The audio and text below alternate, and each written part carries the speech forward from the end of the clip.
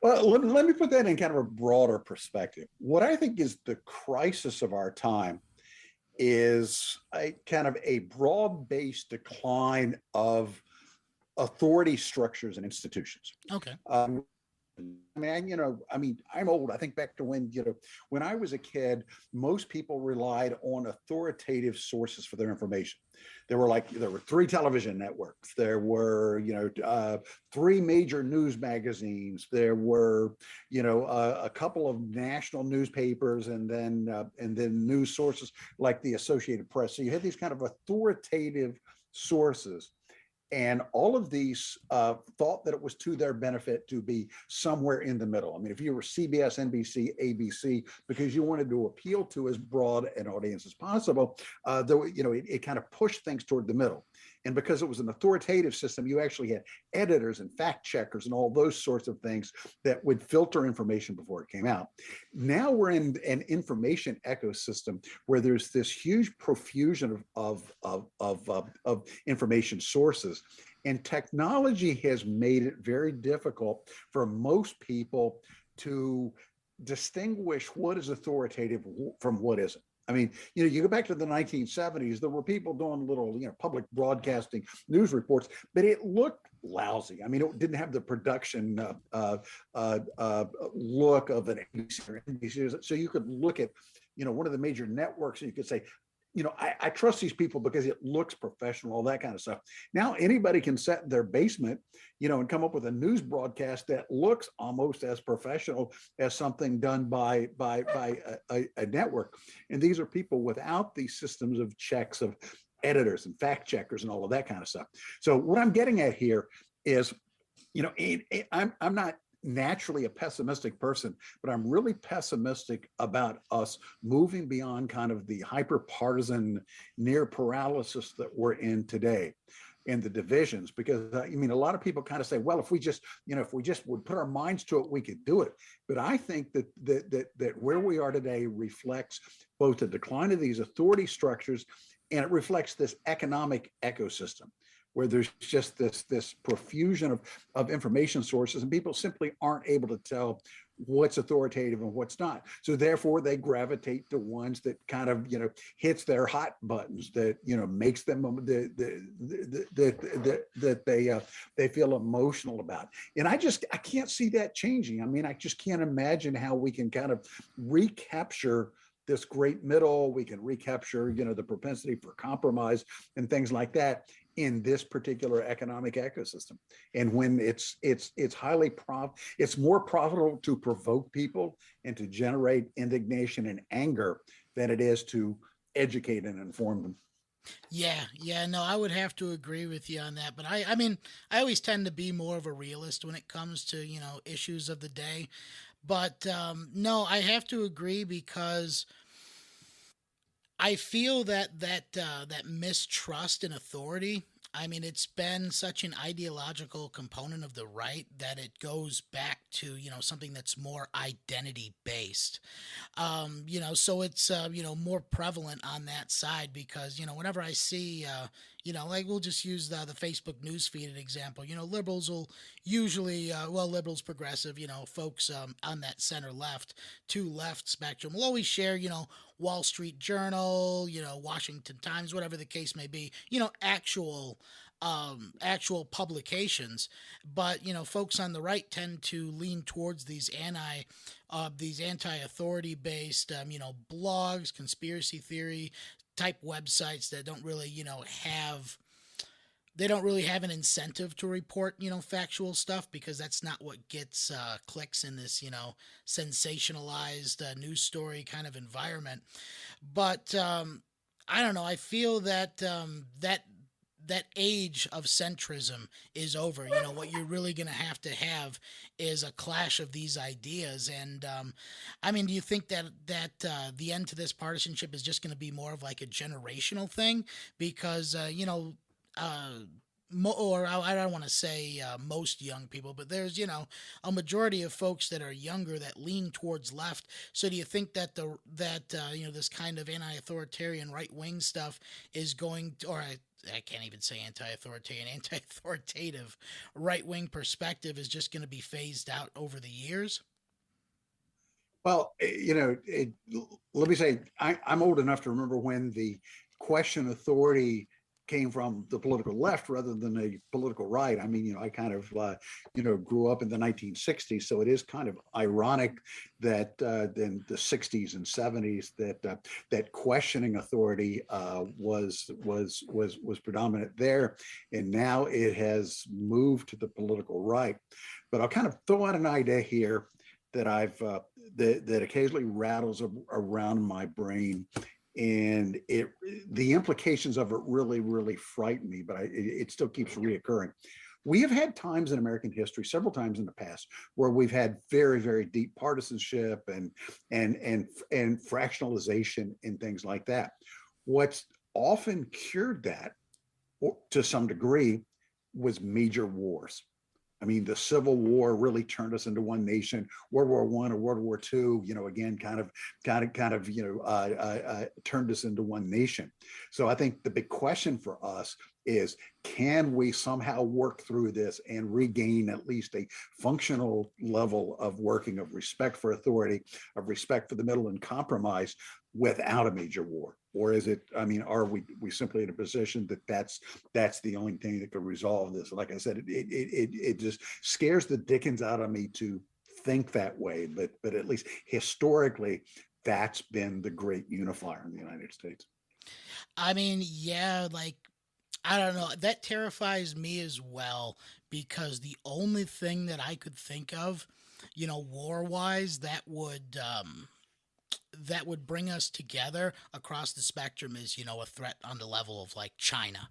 An actual nation state, not just an obscure, group in, not some obscure group in the caves or some kind of like, boogeyman, ideology, but, an actual Yep. nation state that, is, that has enough power to push us out of leadership role in the world. And I feel that primarily the last couple years, and primarily because of COVID, when the U.S. backed off of a lot of those positions, China was there to fill up that gap. When we pulled out of Yeah. what was the climate change accord, uh, the Paris The Accords. Paris Yeah, Accord. yeah, the Yeah, Paris Paris. Yeah. Accords. I don't know why I'm blanking on that. Yeah, when we pulled out of the Paris Accords, China was right there to step up and take that leadership role, developing these technologies and reducing their emissions. But then I feel because of COVID, because it originated in China, there's still a lot of mistrust, and primarily a lot of I don't believe they were giving us accurate numbers from the very beginning. I think they misled the CDC in a lot of ways. So there's still a lot of mistrust of China, but it feels like we necessarily don't want that role over the last few years. So it's really I don't know, it's really kind of up in the air who's going to fill that void. We disengage to some degree from the Middle East or sub-Saharan Africa or something like that China is going to fill the void. Um, I think that even if that's true, I'm not sure that would be a primary threat to the United States. And I'm someone who is fairly hardline on China, but I also am someone who believes that China is going to face some impending crises as well.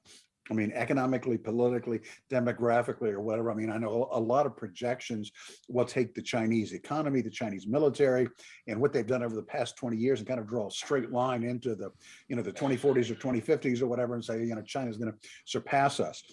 But I really think, China to some degree is a house of cards. I mean, they've had this kind of, this political system for a number of years, where kind of the deal is that the people accept the autocracy of the Communist Party in exchange for continued economic growth. I think as if China's economic growth begins to slow down, then I just really think that China is going to face some serious internal problems in coming years that may hinder its ability to continue to expand its influence around the world. Now, that being said, a China facing internal crises in some ways could be more dangerous to the United States than one that's on the ascent.